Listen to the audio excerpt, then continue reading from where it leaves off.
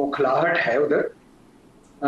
लेकिन साथ ही साथ मोदी साहब के जो बयानात हैं वो काफ़ी ख़तरनाक हैं, क्योंकि उनसे अभी जंग का जो भूत उन पे सर पे सवार है वो उतरा नहीं।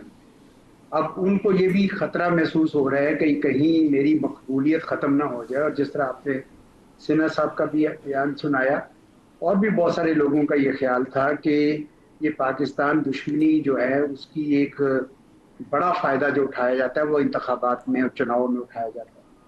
तो मैं तो ये समझता हूँ कि बिहार के इलेक्शन नवंबर में है, उससे पहले कहीं भी कुछ भी एक कोई खतरनाक हरकत कर सकते हैं। इस वजह से तैयारी तो बिलहाल बहरहाल आपको रखनी है, और साथ ही साथ इस वक्त जो थोड़ा लल रहेगा, क्योंकि बयानिए की जंग शुरू हो चुकी है।